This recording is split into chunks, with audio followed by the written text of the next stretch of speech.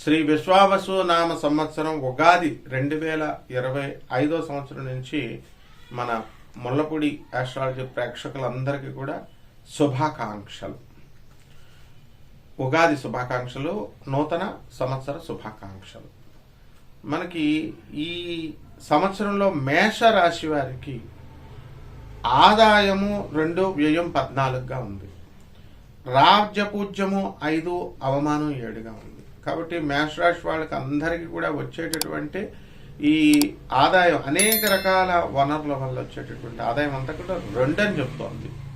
మరి ఖర్చులు అధికంగా ఉన్నాయి 14 అని చెప్తుంది. అలాగే కేవలం ఇవే కాకుండా మీ జీవితంలో వచ్చేటటువంటి కష్టాలు, సుఖాలు, ఈ పరంపర అంతా కూడా ఈ ఆదాయ వ్యయాల వల్ల తెలియజేస్తుంది. అంటే సుఖాలు ఇవన్నీ కూడా తక్కువగా ఉంటాయి అని చెప్తుంది అనమాట.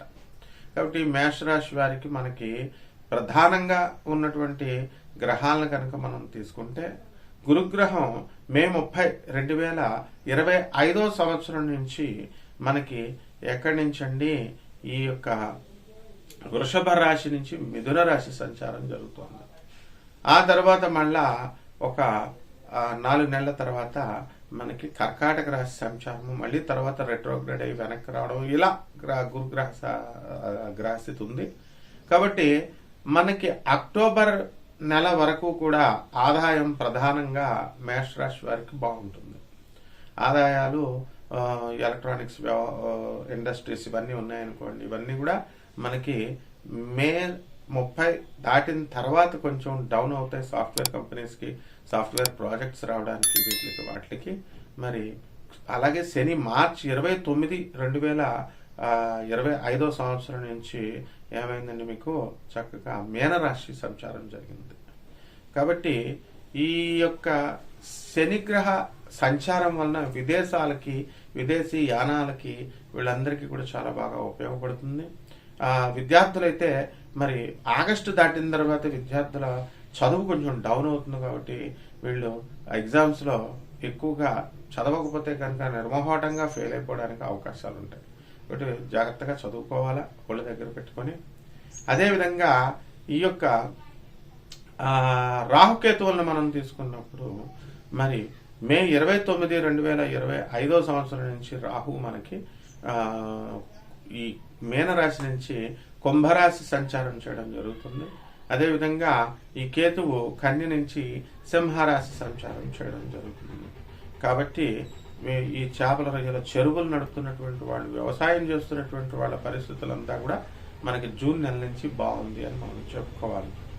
ఇకపోతే ఆలోచన విధానాల వల్ల మనకి పెళ్లి సంబంధాలు ఇవన్నీ కూడా ఉంటాయి కదా, ఇవన్నీ కూడా ఆగస్టు నెల లోపల ఈ మేషరాశి వారికి కుదరడం అనేటటువంటివి జరుగుతాయి. మీకు మీ బంధువుల్లో ఎవరో ఒకళ్ళు మనకి ఈ సంబంధాలు బాగుండలేదు, లేకపోతే ఈ వీళ్ళకి ఈ స్థితి లేదు, ఇలా ఏవో ఒక ఉచిత సలహాలు ఇస్తూ ఉంటారు. ఎక్కువ డీప్గా వెళుతూ ఎవరో చెప్పారని, ఏదో చెప్పారని చెప్పేసి మీరు సంబంధాలని చెడగొట్టుకోవద్దు. మీ యొక్క సొంత ఆలోచనలతో చక్కగా మీరు జాగ్రత్తగా చేసుకుని ఈ వివాహాలు అయ్యేటటువంటి అవకాశాలు మనకు ఉన్నాయి. కాబట్టి జాగ్రత్తగా చేసుకోవాలి. ఇకపోతే కొత్త కొత్త వ్యక్తులు మీకు పరిచయం అవుతూ ఉంటారు. కొత్త కొత్త ఆలోచనలు ఈ మేషరాశి వారికి వస్తాయి. కాబట్టి ఈ మేషరాశి వారంతా కూడా మనకి అనుకున్న పనులు అనుకున్నట్లు సాధించుకునేటటువంటి అవకాశాలు ఎక్కువగా మనకి కనబడుతున్నాయి. కాబట్టి ఉద్యోగాల్లో మనకి ఈ commercial tax, income tax, police డిపార్ట్మెంట్లో ఉద్యోగాల్లో ఉన్నటువంటి వాళ్ళందరికీ కూడా మీకు ప్రమోషన్స్ రావడానికి అవకాశాలు ఉన్నాయి. అలాగే ఈ ఆమ్యామ్యాలు వీళ్ళందరికీ కూడా వివిధ డిపార్ట్మెంట్స్లో ఉన్నటువంటి వాళ్ళందరికీ కూడా రావడానికి అవకాశాలు ఉన్నాయి. కాబట్టి చిన్న సైజు టెంపరీ ఉద్యోగాలు చేస్తున్నటువంటి వాళ్ళంతా కూడా వాళ్ళు ఈ యొక్క ఉద్యోగాల్లో పర్మనెంట్ అవడానికి అవకాశాలు ఉంటాయి.